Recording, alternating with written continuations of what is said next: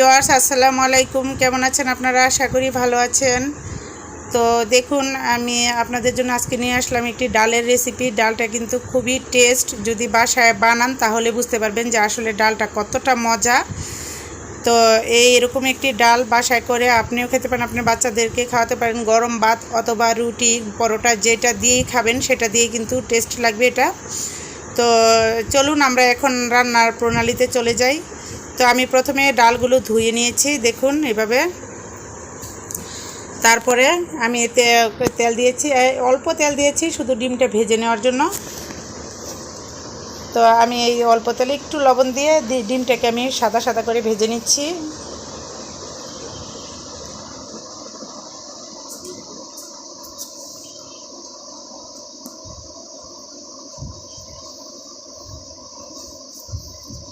তো দেখুন ডিমটা কিন্তু ভাজা হচ্ছে আস্তে আস্তে।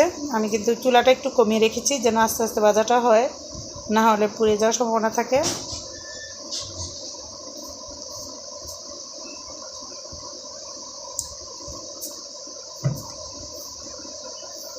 তারপরে এই যে আমি কিন্তু এই যে ডিমটা ভেজে নিয়েছি ভিউয়ার্স।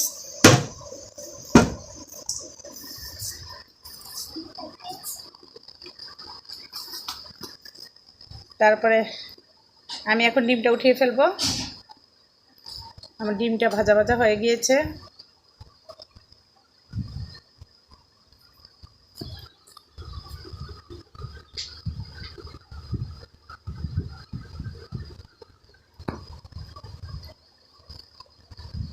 তো অতটা ভাজা ভাজা করব না, আমি এখন উঠিয়ে নিব ডিমটাকে। তো আমি কিন্তু দেখুন চুলায় কিন্তু একদম অল্প তেল দিয়েছি ভিউয়ার্স। এটাতে কিন্তু বেশি তেল দিলে ভালো লাগবে না, একদমই অল্প তেল। তো এটাতে আমি পেঁয়াজটা দিয়ে নিলাম। পেঁয়াজটা দিয়ে তারপরে আমি দিয়ে নিব আস্তে আস্তে সব মশলা দিব।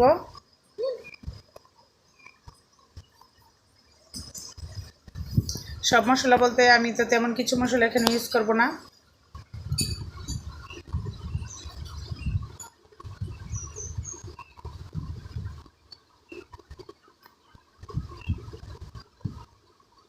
তো দেখুন আমি কিন্তু একদম অল্প জালে করছি, তো একটু লবণ দিয়ে দিয়েছি আমি।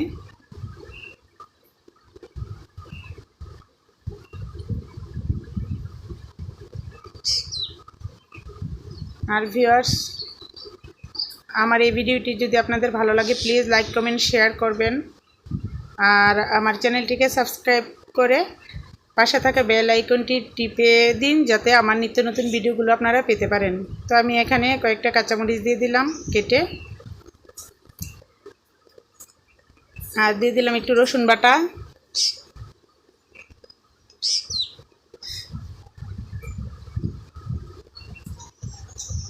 আর দেব একটু সামান্য দিব হলুদ, আর সামান্য দিব একটু মরিচের ফাঁকি।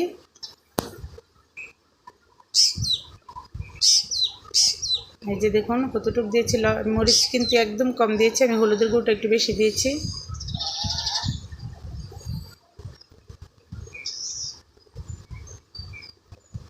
তো একটু জিরের গুঁড়ো দিয়েছি আমি, আপনারা জিরের গুঁড়োটা স্কিপ করতে পারেন, জিরেটা না দিলেও টেস্ট ওরকমই থাকবে। জিরেটা জাস্ট আমি দিলাম এমনি, জিরে ছাড়াও করি আমি বাসায়, জিরে ছাড়াওটাও খুব মজা হয়। তো আমি কিন্তু ভাজা ভাজা হয়ে গেছে, আমি ডালগুলো দিয়ে দিচ্ছি।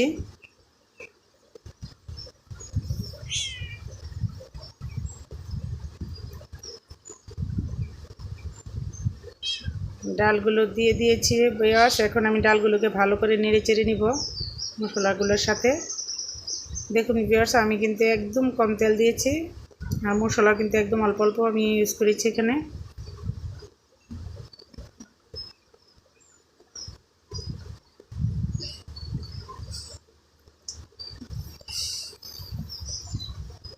তারপরে এই যে দেখুন একদম ভাজা ভাজা হয়ে যাচ্ছে ডালটা। কিন্তু ভিউয়ার্স খুব মজা, বাসায় আপনি বানানোর পর আপনার বাচ্চারা যদি না খায় তারপরে বলবেন। তো ভিউয়ার্স দেখুন কিভাবে ভেজে নিচ্ছি, একদম ভাজা ভাজা হয়ে এসেছে। তো আমি এখন আমার পরিমাণ মতো আমি পানি দিয়ে দিব এখানে।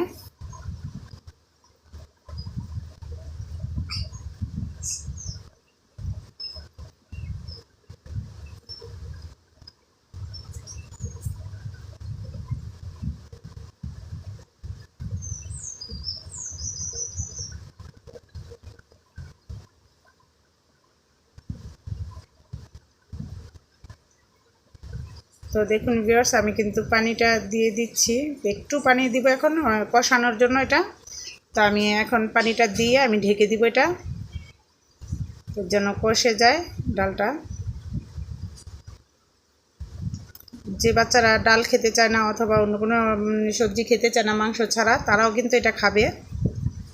তো আপনারা বানিয়ে দেখবেন। তো আমি একটু ঢেকে দিলাম অল্প সময়ের জন্য, এই 3-4 মিনিট। তো 3-4 মিনিট পর দেখুন আমার ডালটা কী অবস্থা। আমি এটাকে ভালো করে এখন নেড়ে চেড়ে তারপর আমি পানি দিয়ে দিব।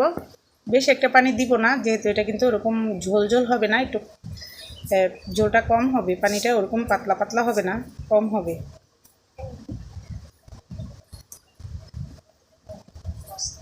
আর একটু পানি আমি দিব, আর অল্প অল্প পানি দিয়ে দিলাম। তো আমি এখন ঢেকে রান্না করব। আর রান্নাটা প্রায় দেখুন হয়ে এসেছে, অনেকখানি হয়ে গিয়েছে। তো এখন আমি দিয়ে দিচ্ছি। এই অবস্থাতে আমি কিন্তু ডিমগুলো দিয়ে দিব, যে ডিমটা আমি ভেজে রেখেছিলাম ওই ডিমটা আমি এখানে দিয়ে দিব এখন।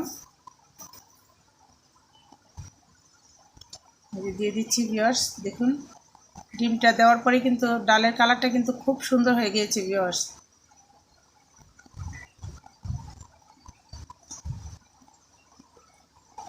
তো এখন আমি আবার ঢেকে দিব।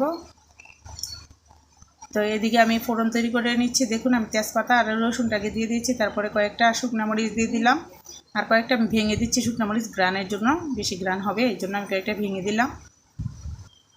তো এখন পেঁয়াজটা দিয়ে দিব, যেহেতু আমার রসুনটা ভাজা ভাজা হয়ে গিয়েছে আমি পেঁয়াজটা দিয়ে দিচ্ছি।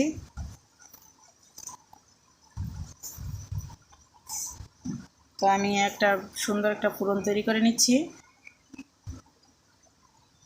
তো আমি এখন কাঁচামরিচও কয়েকটা দিয়ে দিব।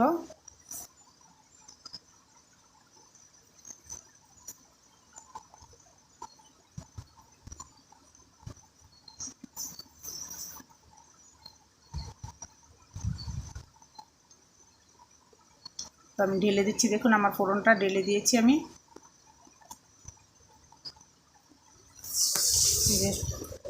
এখন আমি একটু ধনেপাতা দিয়ে দিলাম, আমার ঢেকে দিলাম একটু ধনেপাতাটা ভালো করে জাল আসার জন্য। তো হয়ে গিয়েছে ভিউয়ার্স।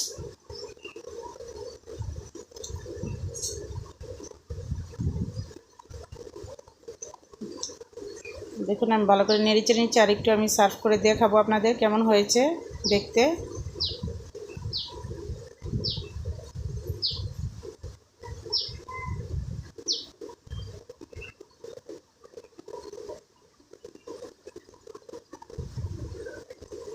তো দেখুন ভিউয়ার্স, দেখতে কিন্তু খুব সুন্দর হয়েছে এবং খেতে কিন্তু আরও বেশি সুন্দর।